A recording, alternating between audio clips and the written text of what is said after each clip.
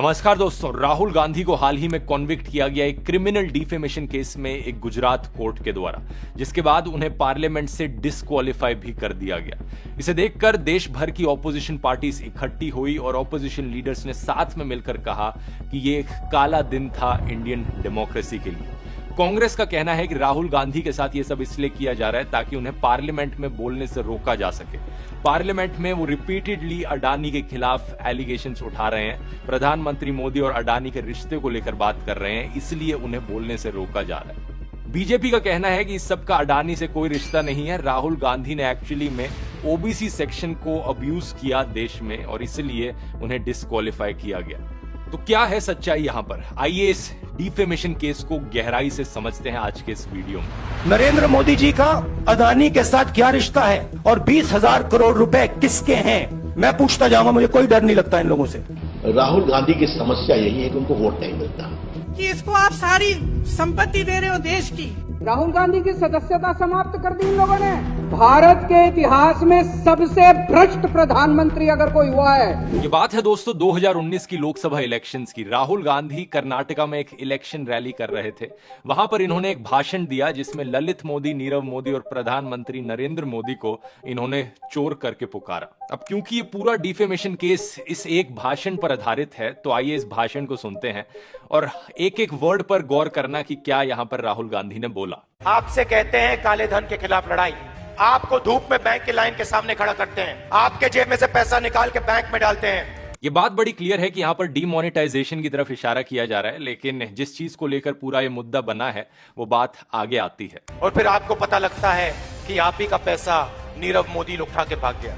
35,000 करोड़ रुपए आपकी जेब से निकालकर उसकी जेब में। मेहुल चोकसी, ललित मोदी। अच्छा, एक छोटा सा सवाल, इन सब के नाम, इन सब चोरों के नाम मोदी मोदी मोदी कैसे हैं?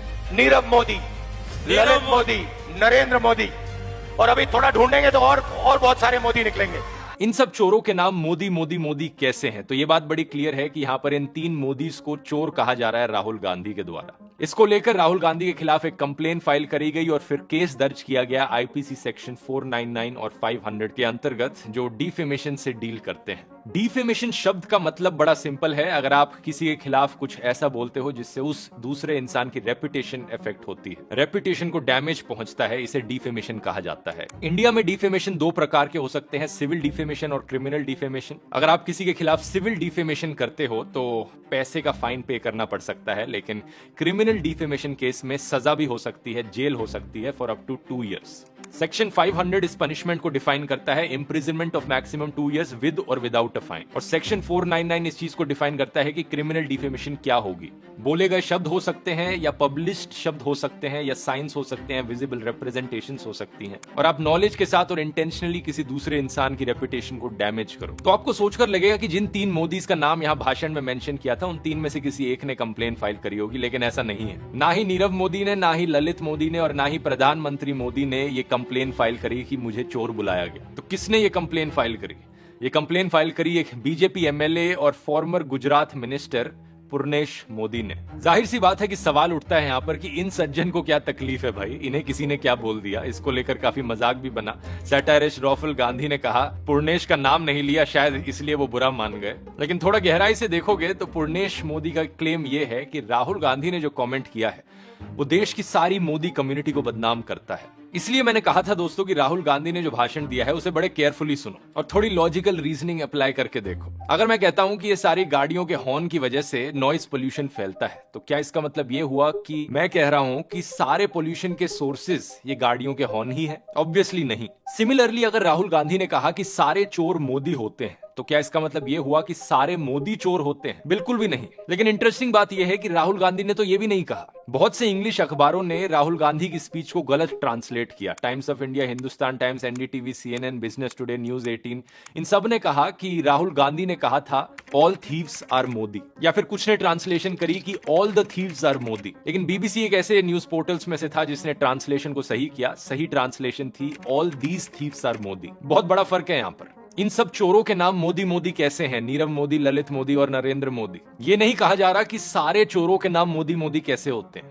बड़े ही एक्सप्लिसिटली 3 लोगों के नाम लिए गए हैं जिनका मोदी सरनेम है और उसके बाद एक पॉसिबिलिटी एक्सप्रेस करी गई है, अभी थोड़ा ढूंढेंगे तो और बहुत सारे मोदी निकलेंगे। इन्होंने ये नहीं कहा कि ढूंढने पर जितने भी निकलेंगे वो सब मोदी निकलेंगे। तो यहां पर ना ही सारे मोदीज की बात करी गई, ना ही सारे चोरों की बात करी गई। बात करी गई डिमोनेटाइजेशन और जीएसटी की और जो रिसेंटली घोटाले हुए नीरव मोदी और ललित मोदी को लेकर। प्रधानमंत्री मोदी पर आरोप लगाया गया नोटबंदी के इंपैक्ट का, जैसे आम जनता को, छोटे बिजनेसेस को एक बुरा असर पड़ा और जो क्रॉनिक कैपिटलिस्ट थे उन्हें एक फायदा मिला। राहुल गांधी के लॉयर किरीट पानवाला ने यही चीज आर्ग्यू करी, कहते हुए कि राहुल गांधी के भाषण में कोई इल इंटेंशन नहीं था। लीगल स्कॉलर गौतम भाटिया ने ट्वीट करके कहा कि ये एक बड़ी बेसिक लीगल प्रोपोजिशन है कि अगर कोई भी स्टेटमेंट एक जेनेरिक क्लास ऑफ लोगों को रेफर करती है, डिफेमेशन का केस स्टैंड नहीं कर सकता अनलेस कोई इंडिविजुअल ये ना प्रूव कर सके कि डायरेक्टली उन्हें रेफर किया गया है। फॉर एग्जाम्पल, अगर कोई आदमी खड़ा होकर कहता है कि ये सारे लॉयर लोग चोर होते हैं, तो कोई भी रैंडम लॉयर खड़ा होकर इस आदमी के खिलाफ डिफेमेशन फाइल नहीं कर सकता, क्योंकि ये लॉयर प्रूव नहीं कर पाएगा कि ये स्टेटमेंट मेरे अगेंस्ट बोली गई है as an individual.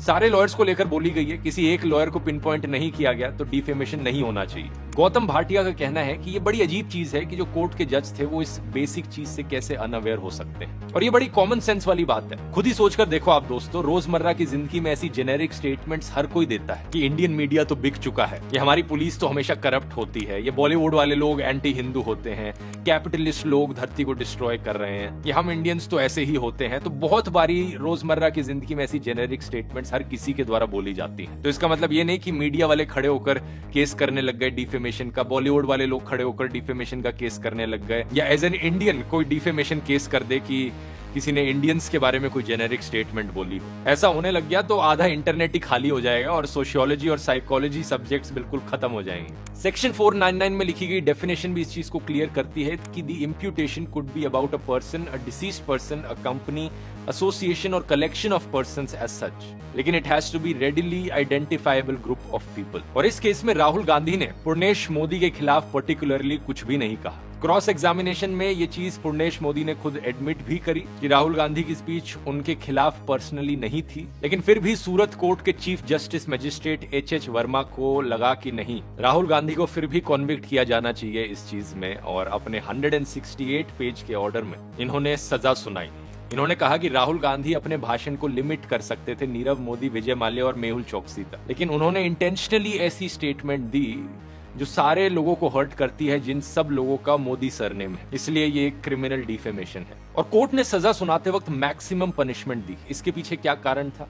Court justification देता है कि राहुल गांधी एक मेंबर ऑफ पार्लियामेंट है और as a member of parliament उनका इम्पैक्ट बहुत बड़ा होता है पब्लिक पर, जिसकी वजह से इनके क्राइम की सीरियसनेस और बढ़ जाती है। इसीलिए क्योंकि ये एक मेंबर ऑफ पार्लियामेंट है, इन्हें कम पनिशमेंट नहीं दी जानी चाहिए, बल्कि मैक्सिमम पॉसिबल पनिशमेंट दी जानी चाहिए, जो कि 2 साल की होती है। कम पनिशमेंट दी तो लोगों तक एक गलत मैसेज पहुंचेगा, ये कहना था कोर्ट का। सीनियर एडवोकेट और फॉर्मर कांग्रेस लीडर कपिल सिब्बल का कहना है कि ये पूरा प्रोसेस और आउटकम इसका बहुत ही बिजार और अजीब रहा है। लीगल प्रोसेस को यहाँ पर इस्तेमाल किया जा रहा है पॉलिटिकल रीजंस के लिए। और आप मुझसे पूछोगे तो मेरी भी राय यहाँ पर यही है। प्लीज जज साहब मुझ पर कोई डिफेमेशन मत कर देना या कंटेम्प्ट ऑफ कोर्ट मत लगा देना, लेकिन मेरा मानना है कि डिफेमेशन आज के दिन दुनिया भर में एक जरिया बन गया है लोगों की आवाज दबाने का। राहुल गांधी का ही एग्जांपल ले लीजिए, ये कोई इकलौता डिफेमेशन केस नहीं था राहुल गांधी के ऊपर, करीब 8-9 ऐसे और डिफेमेशन केसेस उनके ऊपर एग्जिस्ट करते हैं। जैसे कि मार्च 2014 में जब उन्होंने कहा था कि आरएसएस के लोगों ने गांधी जी को मारा, और यहाँ पर यह मेंशन करना जरूरी है कि गांधी जी की हत्या के 4 दिन बाद सरदार वल्लभ भाई पटेल ने एक ऑर्डर जारी किया था आरएसएस को बैन करने का। ढेरों किताबों में इस चीज को मेंशन किया गया है कि नथुराम गोडसे का आरएसएस से क्या कनेक्शन था, लेकिन फिर भी राहुल गांधी के खिलाफ डिफेमेशन केस किया गया इस चीज को लेकर। जून 2018 इन्होंने आरोप लगाया कि अमित शाह डायरेक्टर थे अहमदाबाद डिस्ट्रिक्ट कोऑपरेटिव बैंक के, और इस बैंक ने करीब 750 करोड़ रुपए डीमोनेटाइज्ड करेंसी के कलेक्ट किए थे सिर्फ 5 दिन के अंदर अंदर। राहुल गांधी ने कहा कि बीजेपी 80% ज्यादा अमीर बन गई नोटबंदी के बाद। एक और defamation case.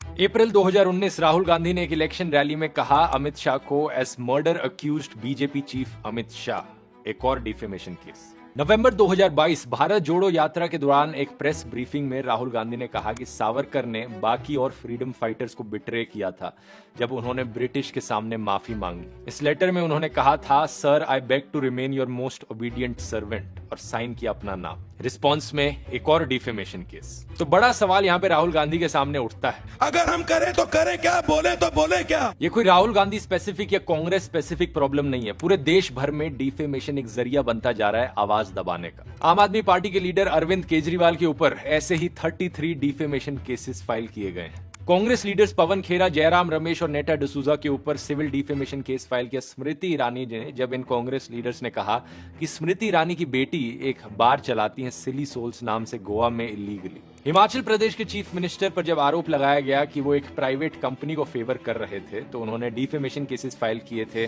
BJP leaders Arun Jaitley और प्रेम कुमार धूमल के खिलाफ। आम आदमी पार्टी के लीडर सत्येंद्र जैन ने डिफेमेशन सूट फाइल किया कपिल मिश्रा के खिलाफ, जो बीजेपी से आम आदमी पार्टी में शिफ्ट हुए। कांग्रेस लीडर विवेक तनखा ने 10 करोड़ रुपए का डिफेमेशन सूट फाइल किया मध्य प्रदेश के चीफ मिनिस्टर शिवराज सिंह चौहान के खिलाफ in connection with OBC Kota in panchayat boards. 2014 में शिवराज सिंह चौहान ने खुद डिफेमेशन केस फाइल किया मध्य प्रदेश के कांग्रेस लीडर के मिश्रा के खिलाफ, जब उन्होंने आरोप लगाया था Madhya Pradesh professional examination board scam का। और अब इस पूरी कंट्रोवर्सी के बाद कांग्रेस लीडर रेणुका चौधरी का कहना है कि वो डिफेमेशन केस फाइल करेंगी प्रधानमंत्री नरेंद्र मोदी के खिलाफ, क्योंकि उन्होंने इन्हें रामायण कैरेक्टर शूर्पणखा से कंपेयर किया। और तो और दोस्तों, एक समय पर एक आदमी ने इलाहाबाद हाईकोर्ट में former US president Barack Obama के खिलाफ एक डिफेमेशन केस फाइल कर दिया था। कौन है ये लोग, कहां से आते हैं? अभी तक मैंने आपको सिर्फ पॉलिटिशियंस के एग्जाम्पल बताए जहां पर पॉलिटिशियंस पर डिफेमेशन केसेस किए जा रहे थे, लेकिन पॉलिटिशियंस के पास अक्सर बहुत पैसा होता है। अगर बात आम आदमी पर आती है, जब इन्हीं डिफेमेशन केसेस का इस्तेमाल किया जाता है आम लोगों की आवाज दबाने के लिए, एक्टिविस्ट और मीडिया वाले लोगों की आवाज दबाने के लिए, तो ये काफी खतरनाक बन जाता है। अभिव्यक्ति का अधिकार है, ये सबसे बड़ा मौलिक अधिकार है।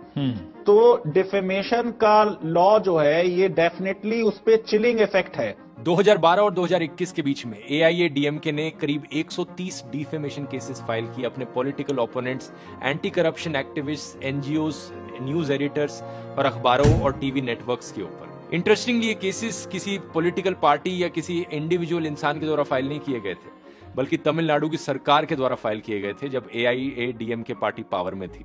हालांकि जुलाई 2021 में डीएमके पार्टी जब पावर में आती है, तमिलनाडु के चीफ मिनिस्टर एमके स्टालिन इन सारे केसेस को विड्रॉ करने का ऑर्डर दे देते हैं। 2017 में एक एनसीपी पॉलिटिशियन ने एक एक्टिविस्ट के खिलाफ केस फाइल किया जब उन्होंने एलिज किया कि वो पॉलिटिशियन को स्पेशल पर्क्स मिल रहे थे जेल में।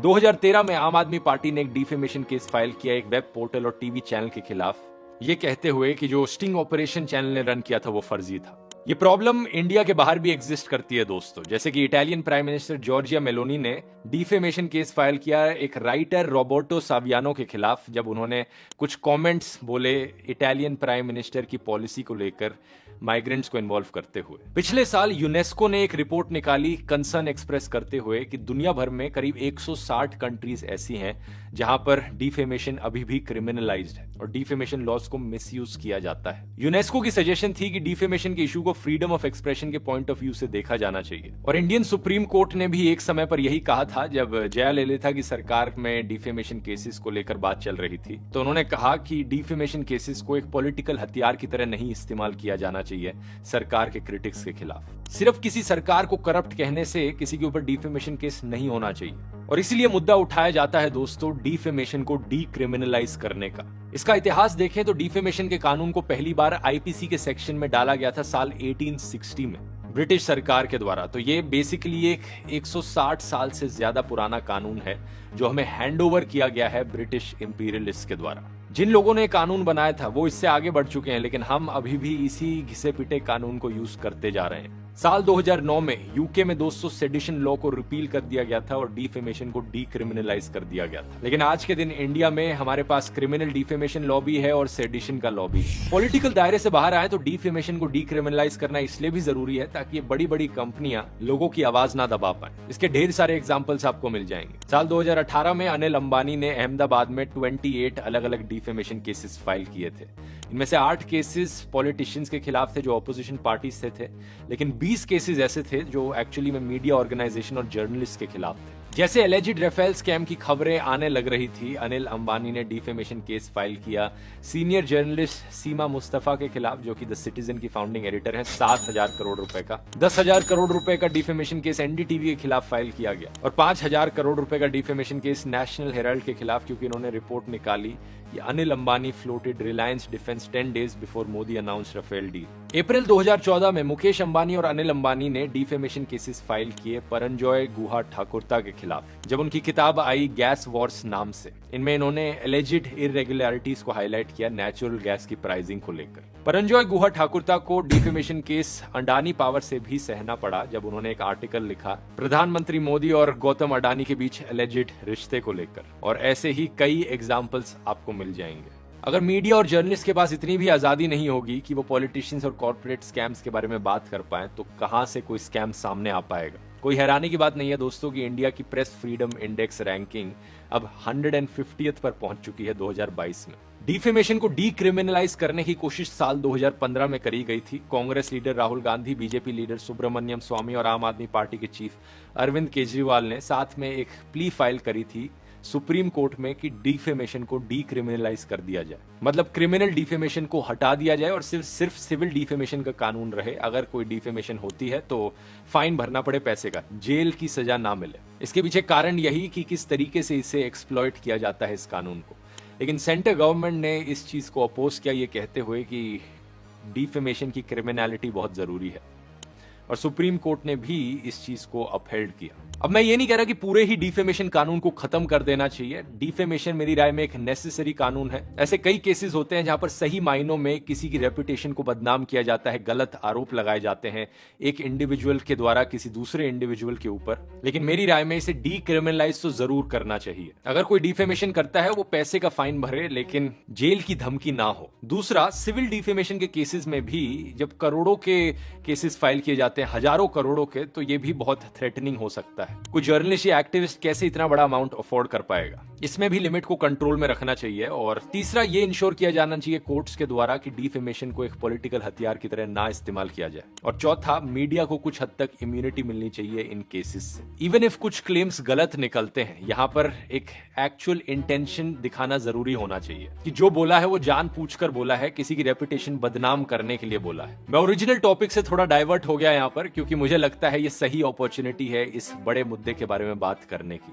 राहुल गांधी की जहां तक बात आती है, उन्हें बेल मिली है 10,000 रुपए बॉन्ड देकर, और 30 दिन का समय मिला है अपील फाइल करने के लिए। इस कन्विक्शन के आने के कुछ ही टाइम बाद एक नोटिस इशू किया गया था लोकसभा के सेक्रेटरीट के द्वारा कि राहुल गांधी अब डिसक्वालिफाइड हैं इस हाउस से एज ऑफ 23 मार्च। ये डिसक्वालिफिकेशन हुई है under the representation of the people act 1951, specifically section 83 of the RPA. इसमें लिखा गया है कि अगर कोई भी इंसान कॉन्विक्ट होता है और उन्हें सेंटेंस दिया जाता है मिनिमम 2 साल के लिए, तो उन्हें डिसक्वालीफाई किया जाएगा, और ये डिसक्वालिफिकेशन जेल से रिहा होने के 6 साल बाद तक कंटिन्यू रहेगा। इससे पहले इस कानून में एक सेक्शन होता था, सेक्शन 8(4), जिसमें कहा गया था कि ये डिसक्वालिफिकेशन कन्विक्शन की डेट के सिर्फ 3 महीने बाद ही इफेक्ट में आ सकती है। लेकिन जुलाई 2013 में एक लैंडमार्क जजमेंट दी थी सुप्रीम कोर्ट ने, जिसमें उन्होंने इस सेक्शन 8(4) को स्ट्राइक डाउन कर दिया था। कोर्ट ने कहा था कि यह अनकॉन्स्टिट्यूशनल है कि पार्लियामेंट डिसक्वालिफिकेशन को इस तरीके से डिले कर सकता है। उसी साल यूपीए सरकार ने एक ऑर्डिनेंस जारी करी थी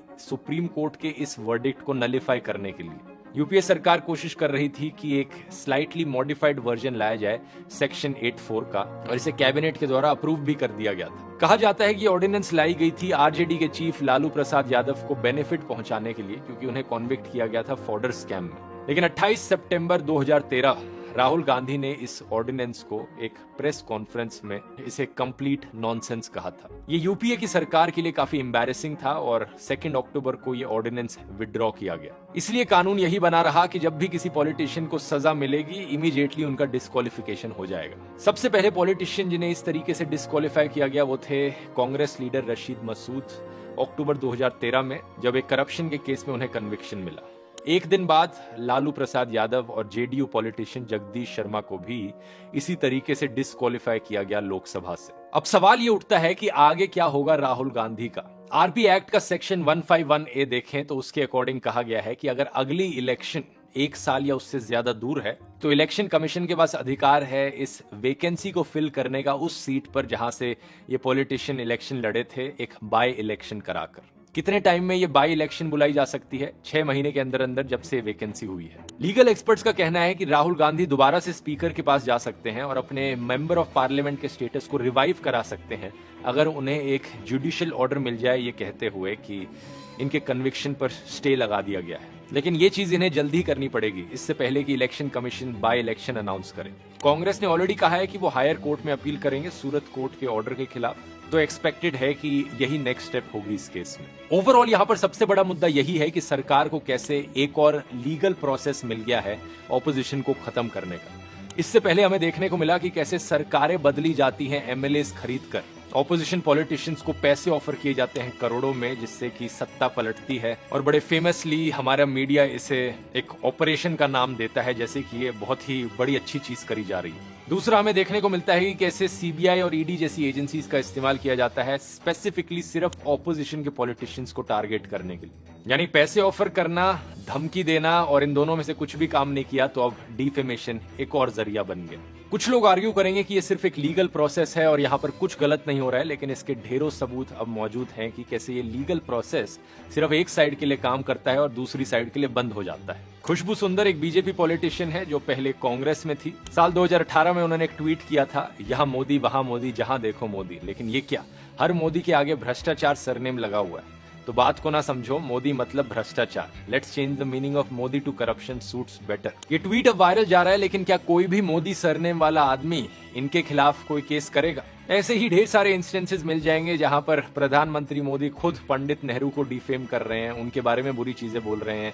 या राहुल गांधी के खिलाफ कुछ बोला या किसी और के खिलाफ कुछ बोला। दूसरी तरफ से लोग केस कर देंगे, लेकिन क्या कोर्ट उस केस को आगे बढ़ाएगा? लीगल प्रोसेस सेम न्यूट्रल तरीके से कैरी ऑन होगा उस तरफ? 25 मार्च को राहुल गांधी ने ट्विटर पर लिखा, मैंने प्रधानमंत्री की आंखों में डर देखा है, वो डरते हैं अडानी पर संसद में मेरे अगले भाषण से। सीधा सवाल है, शेल कंपनियों द्वारा अडानी समूह में लगाया गया 20,000 करोड़ का विदेशी पैसा किसका है? एलआईसी की पूंजी अडानी को, एसबीआई की पूंजी अडानी को, ईपीएफओ की पूंजी भी अडानी को। मोडानी के खुलासे के बाद भी जनता के रिटायरमेंट का पैसा अडानी की कंपनियों में निवेश क्यों किया जा रहा है? प्रधानमंत्री जी, न जांच न जवाब, आखिर इतना डर क्यों? क्या लगता है आपको दोस्तों, क्या अडानी पर कोई भी इन्वेस्टिगेशन होगी? नीचे कमेंट्स में लिखकर बताइए। मिलते हैं अगले वीडियो में। बहुत बहुत धन्यवाद।